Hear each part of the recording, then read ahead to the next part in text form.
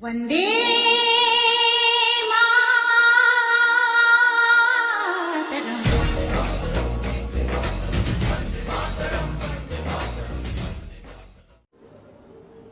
हाय दोस्तों, ABC point में आपका स्वागत है। मैं नरेंद्र कुमार आज एक नए शीर्षक के साथ आपके सामने उपस्थित हूं।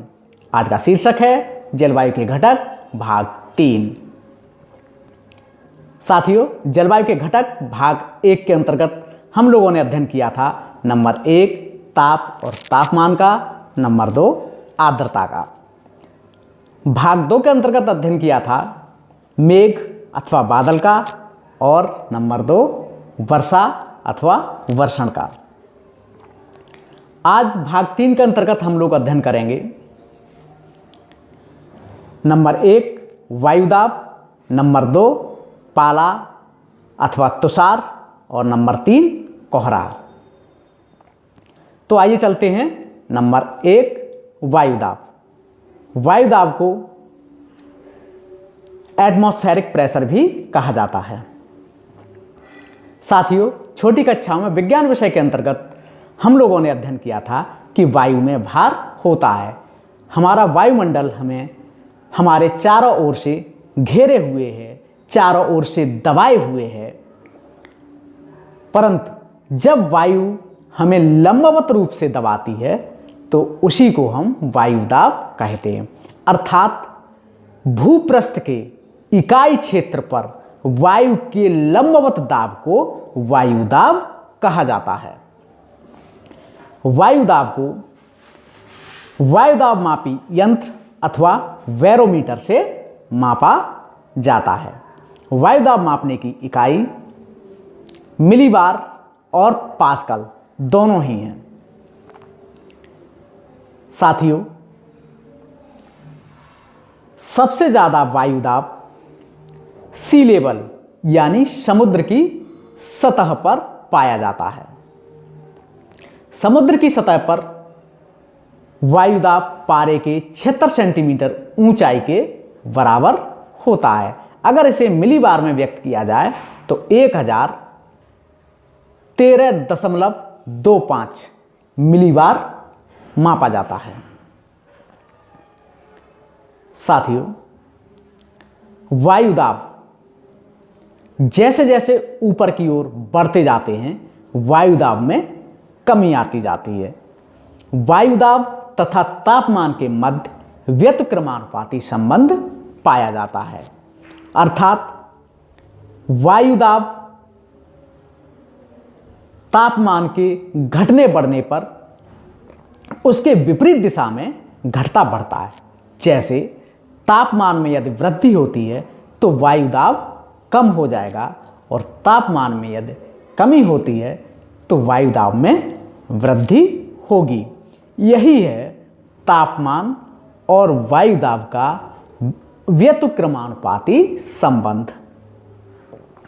साथियों, आइए जानते हैं वायुदाब से संबंधित कुछ शब्दावलियां। वायुदाब से संबंधित प्रमुख 2 शब्दावलियां हैं। नंबर 1 समदाब रेखाएं, नंबर 2 दाब प्रवणता। चलिए शुरू करते हैं। नंबर 1 समदाब रेखाएं। इन्हें आइसोबार्स कहा जाता है। साथियों, मानचित्र पर खींची गई वे काल्पनिक रेखाएं जो समान वायुदाब वाले स्थानों को मिलाती हैं समदाब रेखाएं कहलाती हैं। आइए साथियों शुरू करते हैं। नंबर 2 वायुदाब प्रवणता। समदाब रेखाओं की मध्य की दूरी हमें बताती है कि वायुदाब की दिशा व दर क्या है। इसी को वायुदाब प्रवणता कहा जाता है। जब समदाब रेखाएं पास पास होती हैं तो उच्च वायुदाब प्रवणता की सूचक हैं, और जब समदाब रेखाएं दूर दूर होती हैं तो निम्न दाब प्रवणता की सूचक हैं। साथियों, जब वायु दाब का क्षैतिज वितरण का अध्ययन किया जाता है तो वो समदाब रेखाओं के सहारे ही किया जाता है। साथियों, आइए जानते हैं वायु दाब मापी यंत्र यानी बैरोमीटर के बारे में। साथियों, बैरोमीटर का आविष्कार इवान गैलिस्टा टेरिसेली ने 1643 ईस्वी में किया था।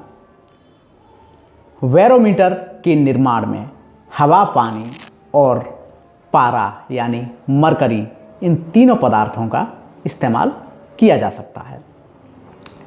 इवान गैलिस्टा टेरिसेली द्वारा बनाए गए बैरोमीटर को मरकरी बैरोमीटर भी कहा जाता है। आइए जानते हैं मरकरी बैरोमीटर का निर्माण कैसे होता है। साथियों, जैसा कि आप चित्र में देख रहे हैं, इसके लिए 3 प्रमुख चीजों की आवश्यकता होती है। नंबर 1, खुले मुंह वाला एक पात्र। नंबर 2, एक कांच की नली जिसका एक सिरा ऊपर से बंद हो। और नंबर 3, मरकरी अर्थात पारा। साथियों, खुले मुंह वाले पात्र में पारा को भर दिया जाता है और कुछ थोड़ा सा खाली छोड़ दिया जाता है। एक नली जो ली है जिसका एक सिरा बंद है, उसको भी पूरी तरह से पारे से भर दिया जाता है। पारे से भरने के बाद उस नली को जिधर से मुंह खुला हुआ है उधर से उस पारे से भरे हुए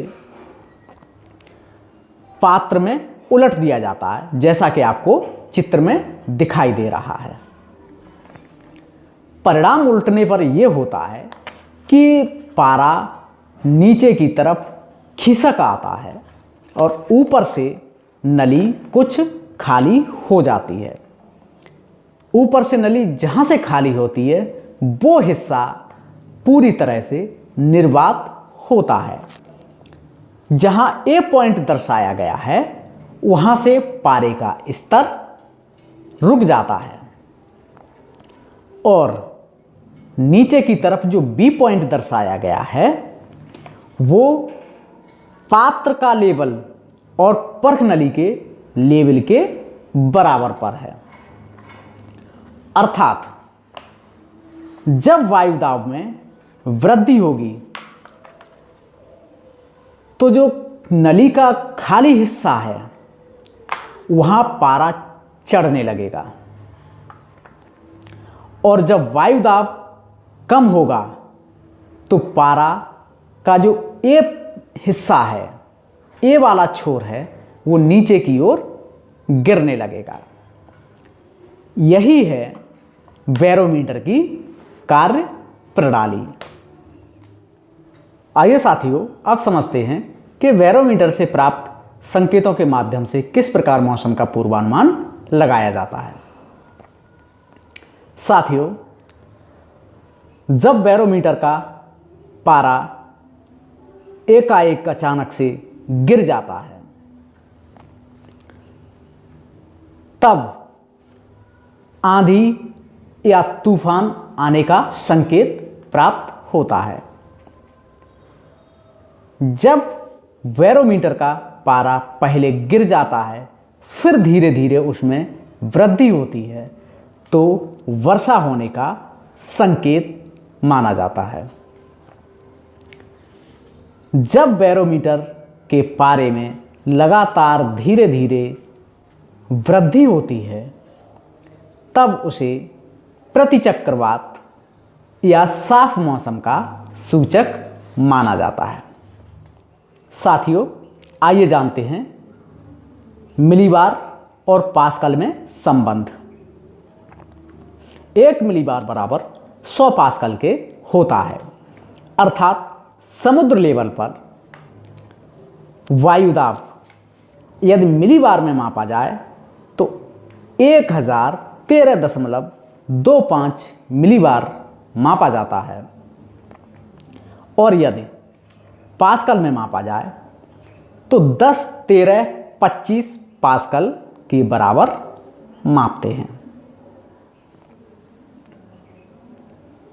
इसी प्रकार यदि किलो पास्कल में सी लेवल पर वायु दाब मापा जाए तो 101.325 मापा जाएगा। साथियों, आइए शुरू करते हैं प्रमुख वायुदाब पेटियां। प्रमुख वायुदाब पेटियां 4 हैं। नंबर 1 विषुवतरेखीय निम्न वायुदाब पेटी, नंबर 2 उपोष्ण उच्च वायुदाब पेटी, नंबर 3 उपध्रुवीय निम्न वायुदाब पेटी, नंबर 4 ध्रुवीय उच्च वायुदाब पेटी। आइए साथियों शुरू करते हैं। नंबर 1 विषुवतरेखीय निम्न वायुदाब पेटी। यह पेटी तापजन्य पेटी है जिसका निर्माण विषुवत रेखा के 5 डिग्री उत्तरी तथा 5 डिग्री दक्षिणी दोनों गोलार्धों में होता है। इन अक्षांशों के मध्य वर्ष भर सूर्य की लंबवत किरणें पड़ने के कारण यहाँ पर तापमान उच्च हो जाता है तथा हवाएं गर्म होकर ऊपर की ओर उठने लगती हैं। इसीलिए यहाँ पर निम्न वायुदाब का क्षेत्र विकसित होता है। साथियों, 5 डिग्री उत्तर तथा 5 डिग्री दक्षिण के मध्य के क्षेत्र को शांत पेटी भी कहा जाता है और इसे डोलड्रम के नाम से भी जाना जाता है। इन क्षेत्रों के मध्य होने वाली वर्षा संवहनीय प्रकार की वर्षा होती है। यह वर्षा शाम के 2 से 3 बजे के मध्य बादल छाते हैं, बरसते हैं और 5 बजे तक वर्षा बंद हो जाती है तथा इससे आगे बादल पूरी तरह से साफ हो जाता है। आइए साथियों शुरू करते हैं। नंबर 2 उपोष्ण उच्च वायुदाब पेटी। साथियों, यह एक गतिजन्य वायुदाब पेटी है जिसका निर्माण 30 से 35 डिग्री अक्षांशों के मध्य उत्तरी तथा दक्षिणी दोनों गोलार्धों में होता है। विषुवत रेखा से उठने वाली हवाएं तथा उपध्रुवीय निम्न वायुदाब पेटी से उठने वाली हवाएं जब 30 से 35 डिग्री अक्षांशों के मध्य उतरती हैं तो यहाँ पर उच्च वायुदाब का क्षेत्र विकसित हो जाता है। इन्हीं अक्षांशों को अश्व अक्षांश भी कहा जाता है।